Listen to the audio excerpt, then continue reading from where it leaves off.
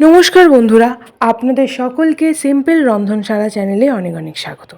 গরমকাল পড়ে গেছে, আর এই প্রচণ্ড গরমে আমাদের সবচেয়ে বেশি পছন্দের খাবার হলো শরবত বা ঠান্ডা পানি। গরমের হাত থেকে রেহাই পাওয়ার জন্য আমরা শরবত বা বিভিন্ন রকমের পানীয় খেয়ে থাকি, এবং যেটা আমাদের মন এবং শরীর দুটোকেই সুস্থ রাখে। এবং আজ আমি আপনাদের সঙ্গে এরকমই তিনটে সুস্বাদু অন্য রকমের শরবতের রেসিপি শেয়ার করে নিতে চলেছি। আশা করছি আপনাদের এই ভিডিওটা ভালো লাগবে, এবং অবশ্যই বাড়িতে বানিয়ে দেখবেন কেমন লাগলো এই শরবতগুলো খেতে। কারণ গরমের হাত থেকে আমাদেরকে রেহাই দেওয়ার জন্য শরবত কিন্তু প্রায় খেয়ে থাকি। পুরো ভিডিওটা স্কিপ না করে দেখতে থাকুন। শরবতটা বানানোর জন্য আমি প্রথমে একটা ভাজা মশলা বানিয়ে নেব। তার জন্য আমি কড়াইতে মৌরি দিয়ে দিয়েছি কিছুটা পরিমাণ। মৌরিটাকে শুকনো কড়াই ভেজে নিয়েছি। মৌরিটা বেশ কিছুক্ষণ ধরে ভেজে নিয়েছি। এরপরে এটাকে কিন্তু আমি গুঁড়ো করে নেব। মৌরিটাকে খুব ভালো করে মিহি করে গুঁড়ো করতে হবে, এবং মৌরি গুঁড়ো দিলে কিন্তু যে কোনো শরবতই খুব ভালো খেতে হবে, এবং এটার কিন্তু গন্ধটাও খুব সুন্দর হবে, কারণ মৌরি গুঁড়োর স্মেলটাই কিন্তু খুব সুন্দর। মৌরিটাকে খুব ভালো করে মিহি করে গুঁড়ো করে নিয়েছি। তো এটাই কিন্তু আমি শরবতেও দেবো। তারপরে আমি বেশ কয়েকটা আমন্ড ভালো করে টুকরো টুকরো করে কেটে নেব। এটুকুও কিন্তু শরবতে দেবো, এবং শরবতে আপনারা চাইলে বিভিন্ন রকমের বাদাম দিতে পারেন। আমি এখানে আমন্ড নিয়েছি, তারপরে দিয়ে দিয়েছি পেস্তাও কিন্তু আমি কিছুটা কুচিয়ে নেব। প্রথমে আমন্ডটাকে খুব ভালো করে টুকরো করে নিয়েছি বন্ধুরা। খুব বেশি ছোট টুকরো করবেন না, নিজেদের পছন্দ অনুযায়ী সাইজ করবেন। এবং অবশ্যই শরবতে বিভিন্ন রকমের বাদাম দিতে পারেন, এবং বাদাম দিলে অবশ্যই শরবতটা খেতেও খুব ভালো লাগবে, এবং এই বাদামের টেস্টটাও কিন্তু শরবতের টেস্টের সাথে খুব ভালোভাবে পাওয়া যাবে। তো আমি আমন্ড থেকে খুব ভালো করে কেটে নিচ্ছি বন্ধুরা, এবং দেখুন খুব ছোট ছোট করে কাটতে হবে না।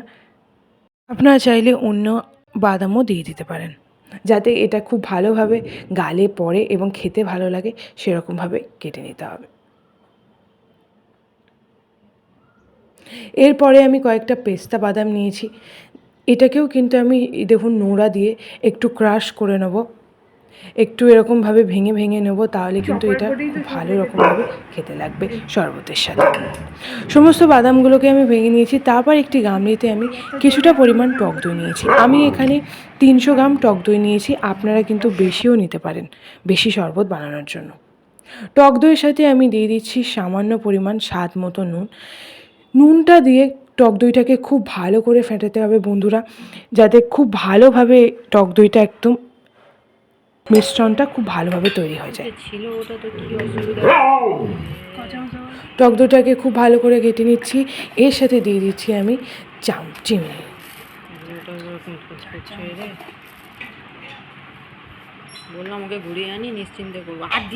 আমি 5 চামচ এখানে চিনি দিয়ে দিয়েছি।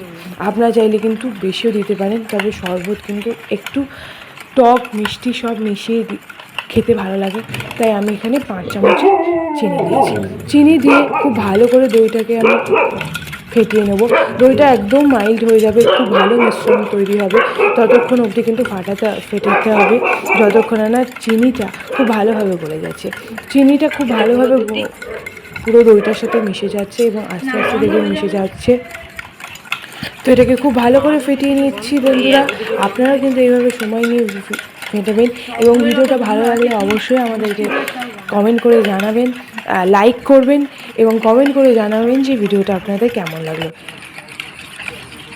বেশ কিছুক্ষণ ধরে আমি দইটাকে খুব ভালো করে ফেটিয়ে নিয়েছি, এবং দেখুন বন্ধুরা এইরকমভাবেই কিন্তু ফেটিয়ে নিতে হবে। একদম খুব ভালোভাবে ফেটানো হয়ে গেছে। তারপরে আমি বেশ কয়েকটা পাতিলেবুর রস দিয়ে দেবো। আমি এখানে 4টে পাতিলেবু দিয়ে রস দিয়ে দিয়েছি। আপনারা কিন্তু চাইলে বেশিও দিতে পারেন। পাতিলেবুর রস দিয়ে দিয়েছি। আপনারা চাইলে এতে গন্ধরাজ লেবুও দিতে পারেন, তাহলে কিন্তু তার গন্ধটাও আরও ভালো ভিডিওতে আসবে। সমস্ত পাতিলেবুগুলোকে খুব ভালো করে রস বের করে নিয়েছি, এবং ভালো করে রসটা দেবো।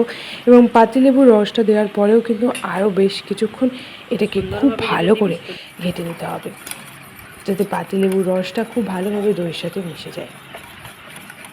এবং এইভাবেই কিন্তু, যেহেতু প্রচণ্ড গরম পড়েছে এবং এই সময় আপনার আমরা সবাই ঠান্ডা পানীয় খেতে খুব ভালোবাসি, বিভিন্ন রকমের শরবত তৈরি করে খেতে ভালোবাসি। তাই আমিও কিন্তু আজ বাড়িতে এই শরবতগুলোই বানিয়ে ফেলেছি। এরপরে আমি কয়েক টুকরো তরমুজ নিয়ে নিয়েছি। তরমুজটাকে খুব ভালো করে আমি তরমুজ থেকে রস বের করে নিয়েছি। আপনারা চাইলে এইভাবে করতে পারেন। তরমুজটাকে খুব ভালো করে মিক্স করে নিয়ে সেখান থেকে আমি রসটা ছেঁকে ছেঁকে নিয়ে নিচ্ছি, যাতে তরমুজের রসটা খুব ভালোভাবে বেরিয়ে আসে এবং এটা একদম খুব মিশ্রণটা খুব ভালো হয় এবং খুব সুন্দর, কোনো কিছু ছাড়াই কিন্তু তরমুজের রসটা দেখুন খুব ভালোভাবে বেরিয়ে আসছে। আপনারা কিন্তু এইভাবেই বানিয়ে নেবেন। গরমকালে তরমুজ আমাদের খুবই পছন্দের একটি ফল এবং অবশ্যই আমরা তরমুজ খেয়ে থাকি, এবং আজকে আমি কিন্তু তরমুজেরই একটা শরবত আপনাদেরকে করে দেখাবো। তাই তরমুজ থেকে খুব ভালো করে রসটা বের করে নিচ্ছি। আপনারাও কিন্তু এইভাবেই রসটা বের করে নেবেন এবং অবশ্যই এটা কিন্তু মিক্সিতে আপনারা মিক্স করে নিয়ে তারপরেও এটা থেকে রসটা বের করে নিতে পারেন। এছাড়াও তরমুজটাকে খুব ভালো করে মিশিয়ে নিয়ে বা ভেঙে ভেঙে নিয়ে সেখান থেকেও রসটা বের করে নিতে পারেন। খুব ভালো করে আমি রসটাকে বের করে নিচ্ছি। আপনারা চাইলে জুসারেও কিন্তু তরমুজের রসটা বানিয়ে ফেলতে পারেন। যে দইটা আমি ভালো করে মিশ্রণটা তৈরি করে নিয়েছিলাম, ভালো করে ফেটিয়ে নিয়েছিলাম দইটাকে চিনি আর নুন দিয়ে, তাতে আমি পরিমাণ মতো জল দিয়ে দিচ্ছি। যতটা দই দেবো তার সেই পরিমাণ মতো জল দেবেন বন্ধুরা, তাহলে কিন্তু এটা খুব ভালোভাবে তৈরি হবে এবং শরবতের ঘনত্বটাও একদম ঠিকঠাক আসবে। জলটা দেওয়ার পরে আমি আবার ফের কিছুক্ষণ ভালো করে ঘেঁটে নেব। সমস্ত উপকরণগুলোকে যাতে খুব ভালো করে মিশিয়ে নিতে হবে এবং শরবতটা যাতে খুব সুন্দর খেতে হয় সেটাও কিন্তু লক্ষ্য রাখতে হবে। তো আরও বেশ কিছুক্ষণ ধরে আমি এটাকে ভালো করে নাড়িয়ে নিচ্ছি। এটাকে আরও বেশ কিছুক্ষণ ফুটিয়ে নেব যাতে দইয়ের মিশ্রণটা খুব ভালোভাবে তৈরি হয়ে যায়। আজকে আমি আপনাদেরকে 3টে শরবত করে দেখাবো। তার চলুন বন্ধুরা, আমি আমার প্রথম শরবতটা বানিয়ে নিচ্ছি। একটি গ্লাসে দইয়ের মিশ্রণটা বেশ কিছুটা পরিমাণে নিয়ে নেব। এই দইয়ের মিশ্রণটা কিন্তু দেখতে খুব সুন্দর হয়েছে এবং খেতেও খুব সুন্দরই হবে। এবং এই দইয়ের মিশ্রণটার সাথে আমি তরমুজের রসটা যেটা বের করে রেখেছিলাম সেটা দিয়ে দেবো। তার উপর দিয়ে দিচ্ছি মৌরি গুঁড়ো, যেটা আমি শুকনো খোলায় ভেজে গুঁড়ো করে নিয়েছিলাম। তারপরে দিয়ে দিচ্ছি কিছুটা পরিমাণ বাদাম কুচি, তারপরে দিচ্ছি পেস্তা বাদাম এবং তার সাথে দিয়ে দিচ্ছি আমন্ড কুচি। শরবতটা দেখতে খুব সুন্দর লাগছে। তরমুজের রস এবং দুধের মিশ্রণটা মিশে গিয়ে কিন্তু একটা অন্যরকম কালার এসছে। এরপরে আমি আমার দ্বিতীয় শরবতটা বানিয়ে নেব। আমি এখানে কয়েকটা আপেল টুকরো নিয়ে নিয়েছি এবং এই আপেলটাকে খুব ভালো করে আমি গ্রেট করে নেব। দেখুন বন্ধুরা, এই আপেলটা কিন্তু খুব ভালো করে গ্রেট করতে হবে এবং আপেলটা যখন গ্রেট করবেন তখনও দেখবেন আপেলটা থেকে কিন্তু একটা জুস বেরিয়ে আসছে।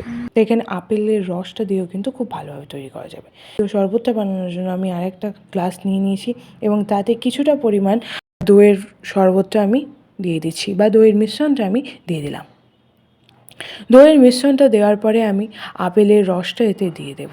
দেখুন বন্ধুরা, দইয়ের শরবতের সাথে আপেলের রসটা মিশে গিয়ে একটা অন্য রকমের কালার এসছে, একটু হলুদে কালার চলে এসছে। এটা কিন্তু দেখতে খুব সুন্দর হবে। এর সাথে আমি দিয়ে দিচ্ছি কিছুটা পরিমাণ বাদাম কুচি, আমন্ড কুচি এবং পেস্তা কুচি, এবং এটা অবশ্যই তার সাথে দিয়ে দিয়েছি আমি মশলা গুঁড়ো অর্থাৎ মৌরি গুঁড়োটা। মৌরি গুঁড়োটার গন্ধটা কিন্তু খুব সুন্দর লাগছে এবং উপর থেকে ছড়িয়ে দিয়েছি কয়েকটা পুদিনা পাতা। সুন্দর লাগছে। চলুন আমরা আজকে আমাদের শেষ শরবত অর্থাৎ তৃতীয় শরবতটা কীভাবে বানিয়ে নিলাম সেটা দেখে নেব। তৃতীয় শরবতটা বানানোর জন্য আমি গ্লাসে দইয়ের শরবতটা বা দইয়ের মিশ্রণটা আবার বেশ কিছুটা পরিমাণ নিয়ে নিয়েছি। আপনারা অবশ্যই বাড়িতে শরবতগুলো বানিয়ে খেয়ে দেখবেন এবং তার উপরেই ছড়িয়ে দিচ্ছি পুদিনা পাতা, বাদাম কুচি, পেস্তা বাদাম এবং আমন্ড কুচি, এবং তার উপর থেকে ছড়িয়ে দিচ্ছি কিছুটা পরিমাণে মৌরি গুঁড়ো। আশা করছি এটা খেতে খুব ভালো লাগবে, কারণ দেখতে খুব সুন্দর লাগছে এবং খেতেও আশা করছি খুব ভালো লাগবে।